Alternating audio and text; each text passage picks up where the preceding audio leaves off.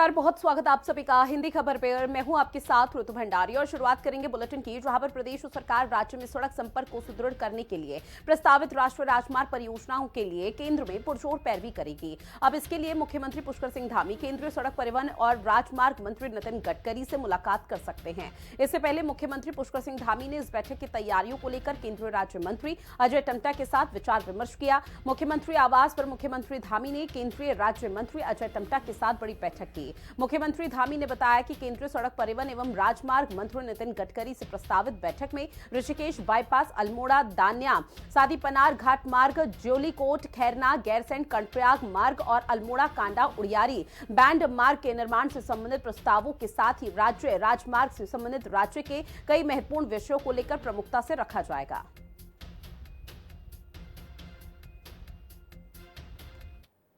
चार धाम ऑलवेदर रोडों से लेकर भारतमाला श्रृंखला में भी अनेक सड़कें हमारी एक कोने से दूसरे कोने तक जोड़ने वाली आज निर्माणाधीन है। और देहरादून दिल्ली जो हमारा एक्सप्रेस वे है वह भी पूरी तरह से अंतिम चरण में है और जल्दी उसका भी होना है। इसी प्रकार इस एलिवेटेड रोड के निर्माण के कार्य को पूरा होने के बाद देहरादून, ऋषिकेश, हरिद्वार, मसूरी आसपास के क्षेत्रों में एक बड़ा दबाव हमको फुटफॉल का उसका सामना करना पड़ेगा। इसलिए पहले से भी हमने भारत सरकार के जो सड़क परिवहन मंत्रालय है वहाँ निवेदन किया था और उसके क्रम में उन्होंने हमको यहाँ पर रिंग रोड बनाने की सैद्धांतिक रूप से स्वीकृति प्रदान की है। इसी प्रकार बहुत सारी सड़कें हमारी और निर्माणाधीन होनी है। अभी हमारा नंदा राजजात होना है, उसके निमित्त जो पूरी सड़क का निर्माण होना है, एक तरह से पूरे कुमाऊं गढ़वाल की कनेक्टिविटी होनी है। उन सभी के लिए मैं माननीय नितिन गडकरी जी से निवेदन करने के लिए उनके पास जाऊंगा। बैठक करेंगे हम लोग, पहले से कुछ प्रस्तावित भी है। 5 तारीख को परसों बैठक होने वाली है और हमें पूरी आशा है कि जैसे हर बार भारत सरकार माननीय प्रधानमंत्री जी के नेतृत्व में और सड़क का मामला हो या कोई और मामले हो, सभी में हमको मदद करती है। तो इसमें भी हमको मदद मिलेगी। जो हमारी आवश्यकताएं हैं, जो हमारे सामने ज़रूरतें हैं, उन पर काम होगा और हमको आवागमन सुरक्षित होगा आने वाले लोगों के लिए भी और राज्यवासियों के लिए भी। वहीं परिवार रजिस्टर में आए दिन अनियमितता पाए जाने पर अब सीएम पुष्कर सिंह धामी ने जांच के आदेश दे दिए हैं। आपको बता दें कि इस पर सीएम पुष्कर सिंह धामी ने बड़े पैमाने पर डेमोग्राफी चेंज और अंतर पाए जाने की बात कही है। जहां मुख्यमंत्री ने कहा कि उत्तराखंड में तेजी से हो रहे डेमोग्राफी चेंज राज्य के देवत्व के लिए ठीक नहीं है। साथ ही मुख्यमंत्री ने कहा कि ऐसी जगह पर ऐसे लोगों को बसा दिया है जहां पर उनका कोई नामो निशान नहीं था। बड़े पैमाने पर जो डेमोग्राफी में परिवर्तन पाया गया है, एक अंतर पाया गया है जो राज्य के लिए बहुत ठीक नहीं है, यहाँ के देवत्व के लिए भी ठीक नहीं है। और पहले के समय में ऐसी जगह पर लोगों को बसा दिया गया है जहाँ पर कोई भी उनका नामो निशान नहीं था। ऐसे स्थानों पर भी बसा दिया गया है। हम किसी भी कीमत पर अपनी आने वाली भावी पीढ़ी को असुरक्षित उत्तराखंड नहीं देना चाहते हैं। उनके लिए सुरक्षित उत्तराखंड देना चाहते हैं। उनके भविष्य को हम सुरक्षित रखना चाहते हैं, उनका भविष्य सुनहरा रखना चाहते हैं। इसलिए हम कोई खतरा मोल नहीं ले सकते। अब बात करेंगे अगली बड़ी खबर की, जो कि अंकिता भंडारी हत्याकांड से जुड़ी हुई है, जहां अब इस पूरे मामले पर इंसाफ की मांग अब तेज हो गई है। आपको बता दें, दिल्ली से देहरादून तक जोरदार विरोध प्रदर्शन लगातार जारी है। अंकिता हत्याकांड को लेकर अब सीबीआई से जांच कराने की मांग ने जोर पकड़ लिया है। बड़ी खबर, सियासी दलों के साथ अब सामाजिक संगठन भी सड़कों पर उतर आए हैं। तो बड़ी खबर लगातार आप तक साझा कर रहे हैं। ये कल की तस्वीर है जहां पर सामाजिक संगठन के साथ साथ राजनीतिक पार्टियां भी, अलग अलग राजनीतिक पार्टियां भी इस दौरान प्रदर्शन के लिए सड़कों पर उतरी है, जहां पर अंकिता भंडारी हत्याकांड को लेकर इंसाफ की मांग की जा रही है। हालांकि प्रदर्शनकारियों की पुलिस से नोकझोंक भी हुई, झड़प की तस्वीरें भी इस दौरान देखने को मिल पाई। लेकिन ये प्रदर्शनकारी यहीं पर नहीं रुकेंगे। उनका सीधे तौर पर कहना है कि जब तक अंकिता भंडारी को इंसाफ नहीं मिल जाता, उनके परिवार को न्याय नहीं मिल जाता, तब तक वो इस पूरे मामले पर इसी तरह से सड़कों पर उतरे रहेंगे। साथ ही आपको ये भी बताते चले कि इस पूरे मामले पर सीबीआई जांच की मांग यहां पर की जा रही है, लेकिन अभी तक बीजेपी की तरफ से कोई भी खास रिएक्ट नहीं किया गया है। शुभांगी मेरी सहयोगी हमारे साथ लाइव बनी हुई है। शुभांगी, चूंकि देखिए कल भी प्रदर्शन किया गया था, क्या आज भी सड़कों पर प्रदर्शनकारी सामाजिक संगठन या फिर जो राजनीतिक पार्टी है वो प्रदर्शन करती हुई इस पूरे मामले पर नजर आ पाएंगी? देखिए, लगातार ये देखने को मिल रहा है कि अंकिता भंडारी हत्याकांड मामले में वीआईपी कौन था, ये सवाल एक बार फिर से प्रदेश के अंदर उठ गया है। क्योंकि जब से भाजपा के पूर्व विधायक सुरेश राठौर की कथित पत्नी ने ये सवाल सोशल मीडिया पर उठाया और उन्होंने आरोप लगाया भाजपा के नेता दुष्यंत कुमार गौतम पर, तब से ये उबाल देखने को मिल रहा है। और अब केवल राजनीतिक दल नहीं बल्कि जो जनता है, जो सामाजिक संगठन है, वो भी सड़कों पर उतर के यहाँ पर विरोध कर रहे हैं और कह रहे हैं कि भाई इसकी सीबीआई जांच कराइए। क्योंकि कल हमने देखा कि किस तरीके से हजारों की संख्या में प्रदेश के अलग अलग कोनों से यहाँ पर लोग पहुंचे थे। सीएम आवास उन्होंने कूच किया और ये मांग की कि इसकी सीबीआई जांच हो। क्योंकि जहां पर अंकिता काम करती थी उस रिजॉर्ट को उस समय तोड़ दिया गया। ये आरोप लगता है कि वहां पर जो साक्ष्य थे, जो सबूत थे, उसको मिटाने की कोशिश की गई थी। हालांकि अगर हम सरकार की बात करें तो सरकार का पक्ष अभी हाल ही में मंत्री सुबोध उनियाल ने रखा। उन्होंने कहा कि जो इसके दोषी थे, जो आरोपी थे, उनको सलाखों के पीछे भेज दिया गया है। एसआईटी का गठन हुआ था, जो रिपोर्ट थी वो सौंपी गई थी, कोर्ट ने इसका फैसला लिया है। तो आप लोग कोर्ट से आगे नहीं है कि आप लोग इस तरीके की कोई मांग कर रहे हैं। जो मुख्य आरोपी थे उनको सलाखों के पीछे आजीवन कारावास के लिए भेज दिया गया है। ऐसे में भाजपा की तरफ से या सरकार की तरफ से लगातार ये बात कही जा रही है कि कोई वीआईपी नहीं था। पुलिस ने सामने आकर ये बात कही है कि वीआईपी एग्जिस्ट ही नहीं करता था। लेकिन ये बातें कहीं से कहीं तक जनता पर असर डालती हुई नजर नहीं आ रही है। हर दिन हम देख रहे हैं, चाहे दिल्ली हो, देहरादून हो या प्रदेश के हर जिले में पुतला, जो जनता है वो पुतला फूकते हुए नजर आ रही है। भाजपा प्रदेश अध्यक्ष महेंद्र भट्ट का हमने देखा कि कोटद्वार में काले झंडे दिखाकर उनका विरोध किया गया, उनकी गाड़ी को रोकने की कोशिश की गई। तो अब ये मुद्दा जो है केवल राजनीतिक नहीं रह गया बल्कि जनता भी इससे जुड़ रही है। बिल्कुल, देखिए आम जनमानस पर भी कहीं ना कहीं धरातल पर इम्पैक्ट शुभांगी यहाँ पर पड़ रहा है और जो नाराजगी है वो सड़कों पर साफ तौर पर देखने को मिल पा रही है। लेकिन जो बीजेपी का अभी तक रिएक्शन सामने आया, उसके आधार पर क्या लग पा रहा है कि आने वाले समय में राज्य सरकार सत्ता पक्ष पर किसी भी तरह का कोई प्रेशर पड़ेगा इस प्रदर्शन से? देखिए, जिस हिसाब का प्रदर्शन कल था वो अपने आप में काफी बड़ा प्रदर्शन था, बड़ी महारैली थी जिसमें हजारों की संख्या में लोग पहुंचे थे। लेकिन अभी तक जो रुख सरकार दिखा रही है या जिस तरीके की प्रेस कॉन्फ्रेंस कर अभी तक जो रवैया सरकार की तरफ से अभी तक दिखाया गया है, उनका साफ तौर पर कहना है कि केवल इसको लेकर राजनीति की जा रही है। जो दोषी थे उनको सलाखों के पीछे भेज दिया गया है। अगर उन पर कार्रवाई नहीं हुई होती तो शायद इसके बाद सीबीआई जांच के लिए सोचा जा सकता था। लेकिन अभी क्योंकि एसआईटी का गठन हुआ था, उन्होंने रिपोर्ट सौंपी, कोर्ट ने खुद इसका संज्ञान लिया और कोर्ट ने खुद ये सजा सुनाई है। ऐसे में जो आरोपी थे वो अब जेल के सलाखों के पीछे, इसलिए राजनीति की जा रही है। फिलहाल तो जो है एक प्रेशर बनाने की कोशिश लगातार राजनीतिक दलों द्वारा भी की जा रही है। जनता भी अब बढ़ चढ़कर भाग ले रही है। हालांकि देखने वाली बात ये होगी कि क्या ये जो आंदोलन अब शुरू हुआ है ये अभी लंबा चलता है, क्या और प्रेशर बनाया जाता है, या फिर अभी कुछ समय बाद जो है इसमें फुल स्टॉप लगता हुआ नजर आता है। अब आने वाले समय में इस पूरे मामले पर क्या होगा देखना बेहद महत्वपूर्ण। बहरहाल जानकारी साझा की उसके लिए बहुत शुक्रिया। अंकिता भंडारी हत्याकांड मामले को लेकर एक बार फिर से आम जनमानस के बीच में जो आक्रोश है वो बहुत ज्यादा बढ़ चुका है और एकमात्र यही कारण है कि हजारों की संख्या में कई सामाजिक संगठन, राजनीतिक दलों ने मिलकर सीएम आवास कूच किया और अब सीबीआई जांच की मांग भी तेज हो गई है। वीआईपी नहीं, वीवीआईपी थे वहाँ, वीवीआईपी। हाँ, तो मुझे शक होता है सरकार पे कि सरकार के कितने कैबिनेट मंत्री वहाँ जाते होंगे। मैं धामी से भाई से पूछना चाहती हूँ, धामी भाई क्या ऐसी प्रॉब्लम है आपको, क्या आप क्या पैसे खर्च हो रहे हैं? अब तो हमें शक होता है कि सरकार भी शायद वीआईपी है, सरकार ही वीआईपी है, सरकार ही वीआईपी है। क्यों नहीं, जब पूरा देश अंकिता को न्याय मांग रहा है, तमाम पूरे उत्तराखंड से महिलाएं सड़कों पे आ चुकी हैं और आप सीबीआई जांच क्यों नहीं कराते भाई दोबारा से? और आपने सारे सबूत, साक्ष्य मिटा दिए, उसी कमरे में बुलडोजर क्यों चलाया? कहीं अगर सीबीआई जांच होगी, कई कड़िया से कड़िया जुड़ेंगी तो पूरी सरकार निकलेगी उसमें वीआईपी। वही पूर्व क्षेत्र पंचायत सदस्य रसूलपुर ने भारतीय जनता पार्टी में बूथ अध्यक्ष, मंडल महामंत्री युवा मोर्चा, मंडल उपाध्यक्ष युवा मोर्चा, मंडल महामंत्री जनजाति मोर्चा, लोकसभा चुनाव में जिला सोशल मीडिया प्रभारी जैसे कई मुख्य पदों पर पूर्व में कार्य करने के साथ साथ वर्तमान में सक्रिय सदस्य के रूप में पार्टी के लिए कार्य कर रहे थे। लेकिन अंकिता भंडारी हत्याकांड सीबीआई जांच में देरी के कारण पार्टी की सक्रिय सदस्यता से इस्तीफा दे दिया है। उनकी तरफ से बताया गया है कि आज जो जनसैलाब देहरादून परेड ग्राउंड में अंकिता भंडारी को इंसाफ दिलाने के लिए एकत्रित हुआ है, मैं उनका समर्थन करता हूं। सरकार और पार्टी से मांग करता हूं कि जल्द से जल्द सीबीआई जांच की जाए। कुछ 2-3 नेताओं के कारण पार्टी की छवि धूमिल हो रही है। उत्तराखंड का जनमानस मांग कर रहा है कि सीबीआई जांच हो, तो सरकार सीबीआई जांच में इतनी देरी क्यों कर रही है? इससे आहत होकर मैं आज इस्तीफा दे रहा हूं।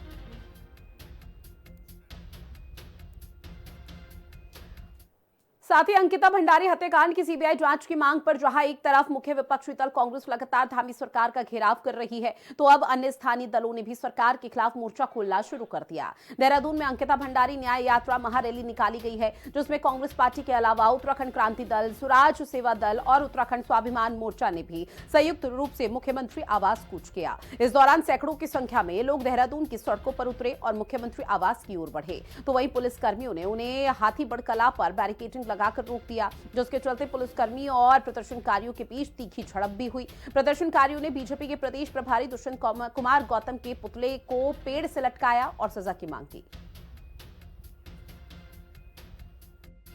और जो ये घड़ा है, हमने बचपन से कहानी सुनी है कि कण कण करके जब घड़ा भर जाता है ना, तो वो ओवरफ्लो हो जाता है। लेकिन आज ये घड़ा बीजेपी के अत्याचारों से पूरा भर चुका है और एक हिंदुस्तान जो इसे कंधे पे लेके घूम रहा है, आज वो फूटने वाला है सबके सामने, क्योंकि हद इतनी हो गई है, इंतहा इतनी हो गई कि अब बर्दाश्त नहीं होता।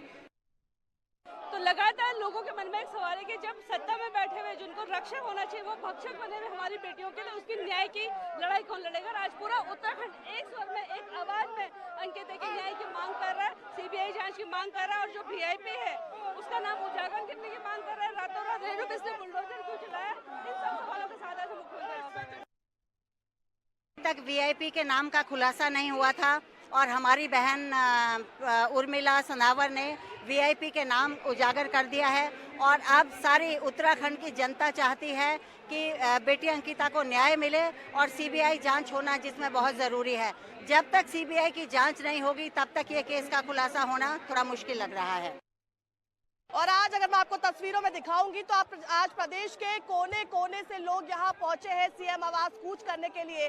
आखिर अंकिता भंडारी हत्याकांड में वीआईपी कौन था, क्यों उसे नहीं ढूंढा जा रहा है, क्यों सीबीआई जांच नहीं हो रही है, इस जांच की मांग को लेकर आज तमाम कई सारे जो सामाजिक संगठन के लोग हैं वो यहाँ पहुंचे, राजनीतिक संगठन के लोग यहाँ पहुंचे, कांग्रेस, यूकेडी समेत कई राजनीतिक संगठन है जिन्होंने आज अपना समर्थन दिया है। महिला मंच का संगठन यहाँ पर मौजूद है और ऐसे में आप देखेंगे तो आज हजारों की संख्या में सीएम आवास कूच करने के लिए दूर दूर से लोग यहाँ पहुंचे। महिलाएं, युवा, बुजुर्ग सभी आज इसमें भाग ले रहे हैं। अंकिता भंडारी को न्याय मिलना चाहिए, इसको लेकर ये आज जो है प्रदर्शन किया जा रहा है और ये मांग की जा रही है सरकार से कि इसका सीबीआई जांच होनी चाहिए। यहाँ अगर आप देखेंगे तो बड़ी संख्या में लोग आज यहाँ पर पहुंचे हैं और आज हजारों की संख्या में जहां तक नजर जाएगी वहां तक आपको ये लोग अंकिता के लिए न्याय मांगते हुए नजर आ रहे हैं। ऐसे में देखने वाली बात ये होगी कि ये जिस तरीके से पूरे प्रदेश की जनता अब जुट गई है ये जानने में कि आखिर वीआईपी कौन था, सीबीआई जांच की जो लगातार मांग की जा रही है, इस मांग ये जो आज प्रदर्शन किया गया है इसका कितना प्रभाव जो है सरकार पर देखने को मिलता है। देहरादून से कैमरा पर्सन इलियास अहमद के साथ में शुभांगी भट्ट, हिंदी खबर। अगली खबर भी इसी से जुड़ी हुई है, जहां अंकिता भंडारी हत्याकांड को लेकर कांग्रेस लगातार हमलावर है। आपको बताते चले कि हरिद्वार में सीबीआई जांच की मांग को लेकर कांग्रेस ने बड़ा पैदल मार्च निकाला। अब इस विरोध प्रदर्शन में पूर्व सीएम हरीश रावत भी शामिल हुए। साथ ही हरीश रावत ने बीजेपी के प्रदेश अध्यक्ष महेंद्र भट्ट के कोर्ट की शरण लेकर सीबीआई जांच की मांग करने वाले बयान पर पलटवार करते हुए कहा है कि क्या महेंद्र भट्ट सरकार को इतना लाचार बता रहे हैं कि सरकार एक नारी के सम्मान के लिए कुछ नहीं कर पा रही।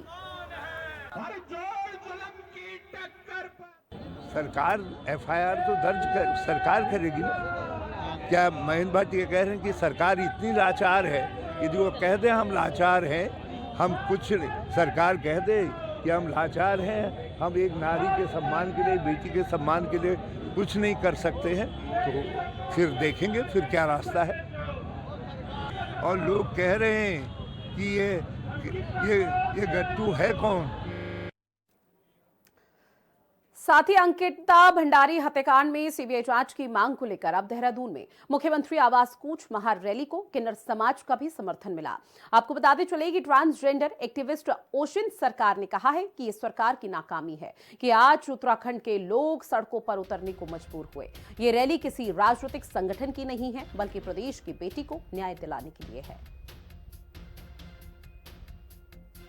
हम उत्तराखंड के अपना किन्नर संगठन के लोग हैं और ये हम दोनों ही किन्नर संगठन से बिलोंग करते हैं और हम लोग भी यहाँ पे आए हैं क्योंकि हमारी जो ट्रांसजेंडर महिलाएं हैं उनके साथ भी दिन प्रतिदिन अत्याचार होते हैं। लेकिन जो सालों से सदियों से एग्जिस्ट करती हैं महिलाएं, जो वुमेन सेफ्टी की बात करते हैं, वुमेन एम्पावरमेंट की बात करते हैं, वो ट्रांसजेंडर राइट्स और ट्रांसजेंडर सेफ्टी की क्या बात करेंगे।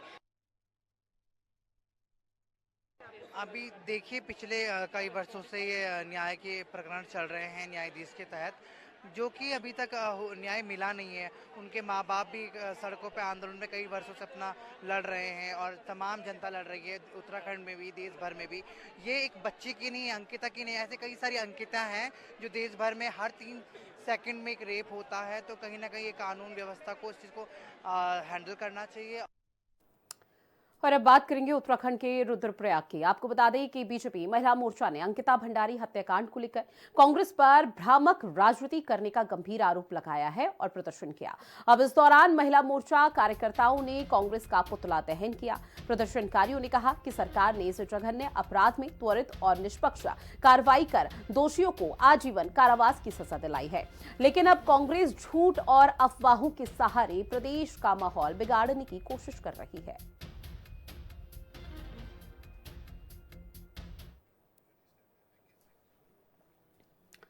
अंकिता भंडारी हत्याकांड मामले को लेकर कांग्रेस जहां बीजेपी के खिलाफ हमलावर है और पूरे प्रदेश में बीजेपी के खिलाफ विरोध प्रदर्शन कर रही है, तो वहीं अब इस पूरे मामले को लेकर बीजेपी भी सड़कों पर उतर आई है। अब देहरादून में बीजेपी कार्यकर्ताओं ने कांग्रेस का पुतला दहन कर कांग्रेस को आड़े हाथ लिया। वहीं कांग्रेस का कहना है कि सीबीआई जांच की मांग से डरकर बीजेपी सड़कों पर उतर रही है, जिससे अब ये साफ हो जाता है कि इस मामले से बीजेपी के तार बहुत ज्यादा गहरे जुड़े हुए हैं।